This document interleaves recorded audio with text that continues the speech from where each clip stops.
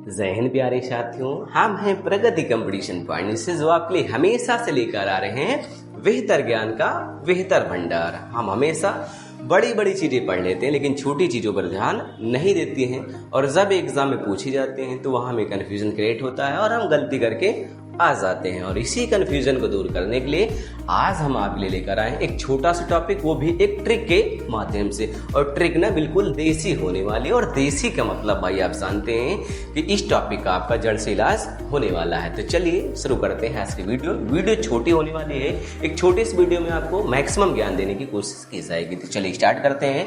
मुगल वंश के पहले शासक बाबर हैं और बाबर को आप जानते हैं कि बाबर ने पहली बार 1519 में आक्रमण किया। उसके बाद 1526, 27, 28, 29 लगातार बैक टू बैक बाबर ने भारत के शासकों को पराजित किया और बाबर को भारत के शासकों द्वारा काबू ही नहीं किया जा सका। इसीलिए इनका मकबरा कहाँ है?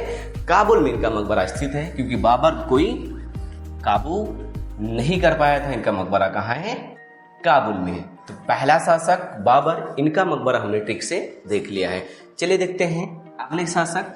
और बाबर के बाद उनका पुत्र हुमायूं आता है और हुमायूं की दिल्ली पर बैठते हैं। और दूसरे शासक हैं अब हुमायूं। ट्रिक्स कैसे बनाएंगे? हम जानते हैं कि हुमायूं माँ आ रहा है, तो माँ आपकी माँ हो या फिर हमारी माँ हो, हम सबकी माँ हमारे दिल में हमेशा रहती हैं। तो दिल में रहती है मतलब हुमायूं मकबरा कहाँ है? दिल्ली में हो जाएगा। तो इनका मकबरा कहाँ मिल जाएगा? दिल्ली में। इनका मकबरा दिल्ली में हो जाएगा। चलिए देखते हैं, आराम से आपको जरूर सेट हो जा रहा होगा। देखते हैं अगले शासक अकबर है। तो मुगल काल के तीसरे शासक अकबर हैं और पता है अकबर द्वारा बहुत महान कार्य किए गए हैं। और कहा जाता है कि अकबर एक महान सम्राट थे, महान सम्राट। और महान सिकंदर का नाम आपने सुना होगा। तो अकबर भी महान थे और सिकंदर भी महान थे। तो मतलब अकबर का जो मकबरा है ना, वो सिकंदरा में हो जाएगा। तो अकबर का मकबरा कहाँ पर है? सिकंदरा में। ट्रिक बिल्कुल आसानी से सेट हो जा रही है। और सिकंदरा पता ना भाई कहाँ है? सिकंदरा आगरा में मिल जाएगा। आगरा में सिकंदरा मिल जाएगा। तो अकबर सिकंदर से आप रिलेट कर सकते हैं।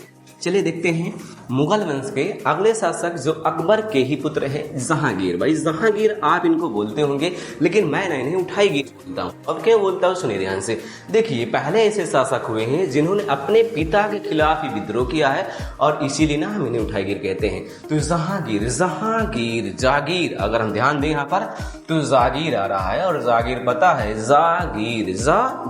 जागीर से हम रिलेट कर सकते हैं। जागीर आपको चाहिए ना, तो लाओ जागीर, और लाओ मतलब इनका मकबरा लाहौर में हो जाएगा, क्योंकि यहाँ से जागीर आ रहा है। और जागीर मतलब ला और ला, जागीर किसी को कभी पूरा नहीं पढ़ते। इनका मकबरा कहाँ हो जाएगा? लाहौर में हो जाएगा। चलिए देखते हैं मुगल वंश के अगले शासक शाहजहां, जो जहांगीर के ही पुत्र हैं। अब शाहजहां किसका दीवाना है? ताजमहल का। और ताजमहल पता है कहाँ है? ताजमहल दुनिया के 7 अजूबे में से एक है। और ताजमहल है कहाँ? तो ताजमहल अब बताएंगे आगरा में है। तो ताजमहल आगरा में, और जाहिर सी बात है शाहजहां मकबरा आगरा में हो जाएगा, क्योंकि शाहजहां ताजमहल का दीवाना और है कहाँ? आगरा में।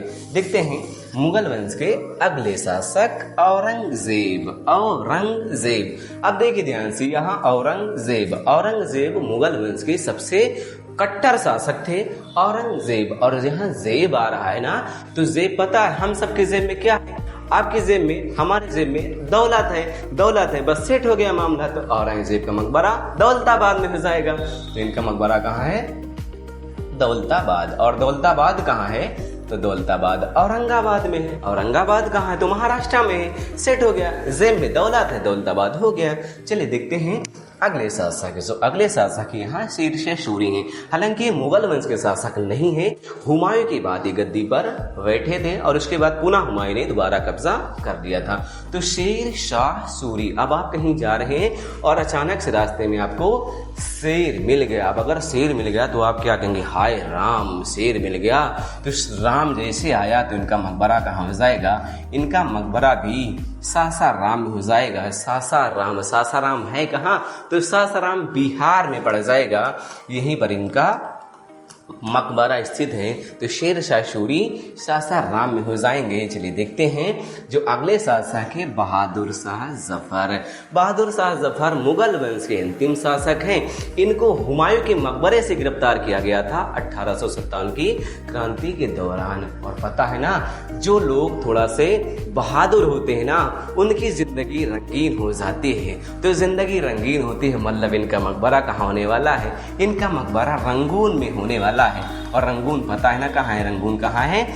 म्यांमार में स्थित है रंगून। और जब इनको, ये इतने बहादुर थे, जब इनको हुमायूं के मकबरे से गिरफ्तार किया गया 1857 में, तो इनको हडसन ने एक बात बोली थी और शायर के माध्यम से बोली थी, मैं आपको सुना रहा हूँ। हडसन ने कहा था, दमदमे में दम नहीं है खैर मांगो जान की, दमदमे में दम नहीं है खैर मांगो जान की, आए जफर ठंडी हुई अब तेग हिंदुस्तान की। और इस लाइन को कहते हुए हडसन ने इनको गिरफ्तार कर लिया था और उसके बाद इनके सामने ही इनके दोनों पुत्रों को गोली मारी थी। और उसके बाद बहादुर शाह जफर ने भी एक लाइन बोली थी हडसन के कटाक्ष में, और लाइन बोली थी, गाजियों में बू रहेगी जब तलक ईमान की, गाजियों में बू रहेगी जब तलक ईमान की, तख्ते लंदन तक चलेगी तेग हिंदुस्तान की, तख्ते लंदन तक चलेगी तेग हिंदुस्तान की। बहादुर शाह जफर ने इस लाइन से उनका कटाक्ष किया था। और ये मुगल काल के अंतिम शासक, इनका मकबरा रंगून में हो जाएगा। तो ये मुगल वंश के अंतिम शासक थे। और इसी के साथ ही हमारी वीडियो भी समाप्त होती है।